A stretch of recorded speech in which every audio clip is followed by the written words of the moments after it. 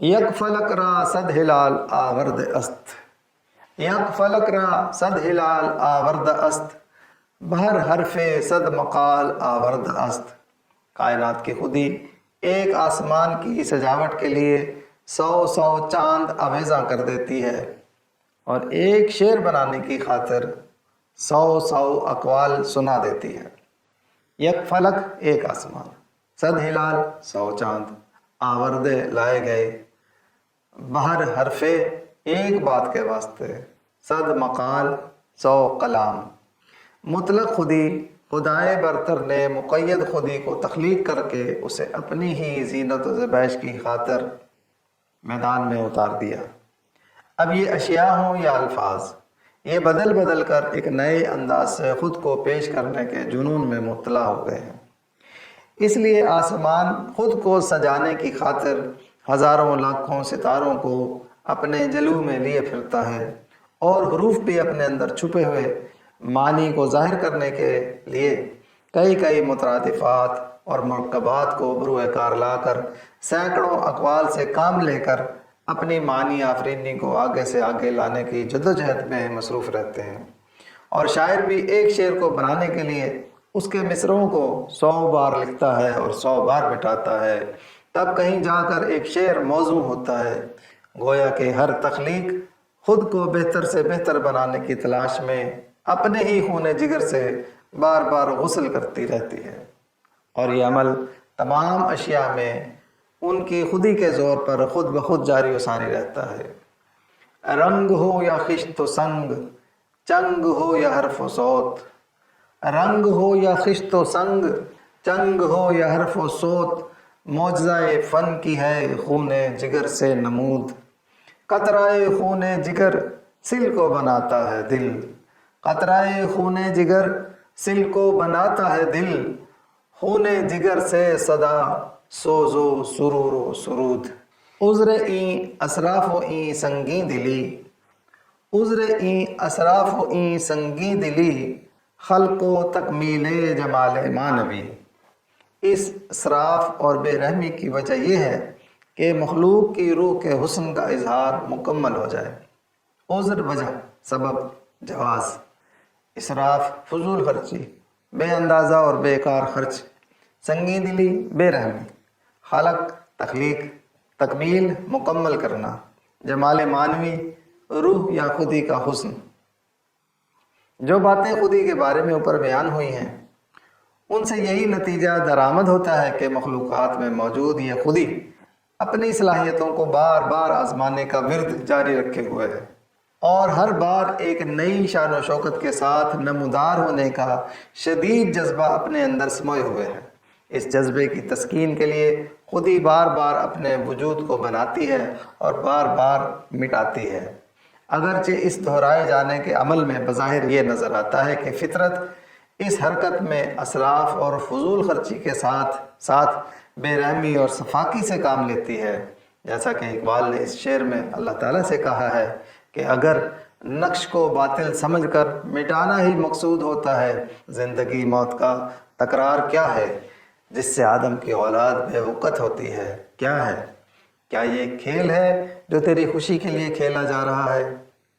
ہو نقش اگر باطل تکرار سے کیا حاصل، ہو نقش اگر باطل تکرار سے کیا حاصل، کیا تجھ کو خوش آتی ہے آدم کی یہ ارزانی؟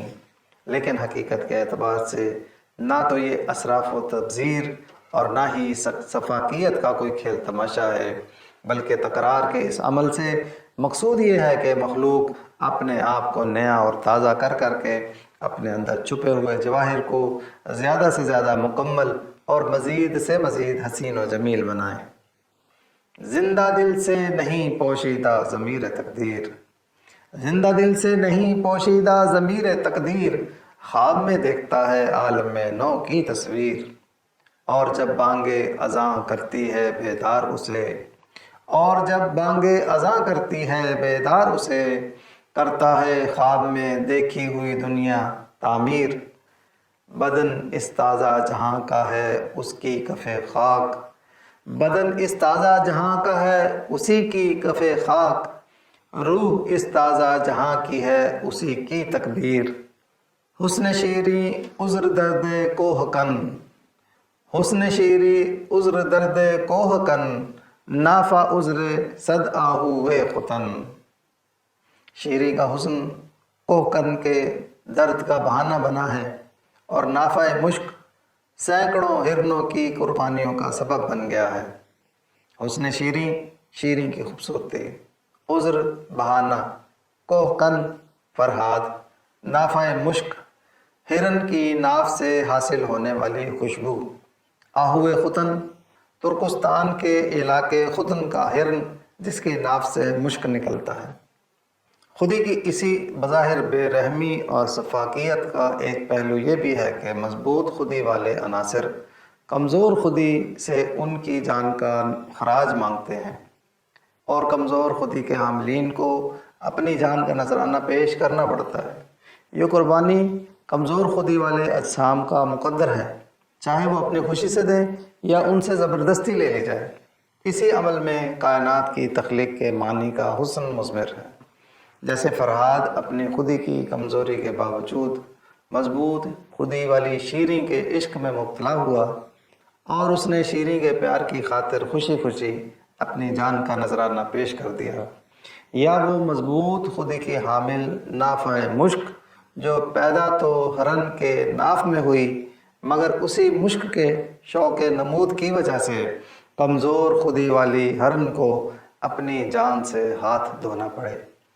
تقدیر کے قاضی کا یہ فتویٰ ہے ازل سے، تقدیر کے قاضی کا یہ فتویٰ ہے ازل سے، ہے جرم ضعیفی کی سزا مرگ مفاجات۔ سوز پہ ہم قسمت پروانہ، سوز پہ ہم قسمت پروانہ، شمع عذر محنت پروانہ۔ پروانوں کے حصوں میں تو ہمیشہ کا جلنا ہے، اور قندیل تو پروانوں کی آزمائش کا سبب بن جاتی ہے۔ سوز پہم مسلسل جلنا، قسمت پروانہ پروانوں کا مقدر، عذر بہانہ، محنت، آزمائش، امتحان۔ پروانے اپنی کمزور خودی کی وجہ سے ہمیشہ شمع کی محبت میں گرفتار ہو کر جل جاتے ہیں، اور شمع اپنی مضبوط خودی کی وجہ سے ہمیشہ پروانوں کی آزمائش کا سبب بن جاتی ہے۔ بظاہر یہ بھی خودی کی بے رحمی اور ستم گری کا مظہر ہے کہ کمزور خودی کو اپنا آپ مضبوط خودی پر نثار کرنا ہوتا ہے، لیکن یہاں پروانے کی یہ جان نثاری محبت میں ہو رہی ہے۔ یہ ہمیشہ کی ریت ہے کہ پروانے وہاں پہنچ ہی جاتے ہیں جہاں کوئی قندیل روشن ہو، اور وہ اس کی لو کا دیوانہ وار طواف شروع کر دیتے ہیں، حتیٰ کہ شمع کی آگ انہیں جلا کر خاکستر کر دیتی ہے۔ پروانے کی یہ قربانی اس کی شمع سے شدید محبت کی علامت ہے، جس سے یہ سبق ملتا ہے کہ اگر کہیں مینار نور جیسی کوئی حق پرست شخصیت ملے تو اپنی خودی کے ایمان پر، اس نورانی وجود پر قربان ہو جانا فطرت کا منشا ہے۔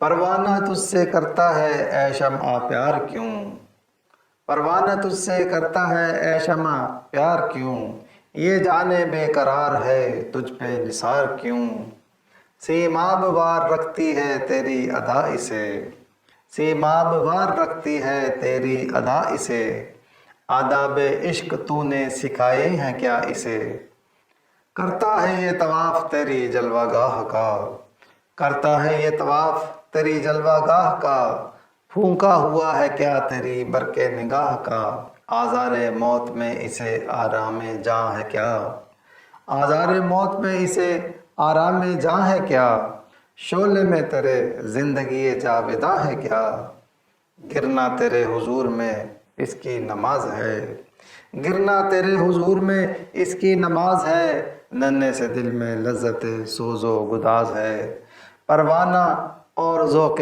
تماشائے روشنی، پروانہ اور ذوق تماشائے روشنی، کیڑا ذرا سا اور تمنائے روشنی۔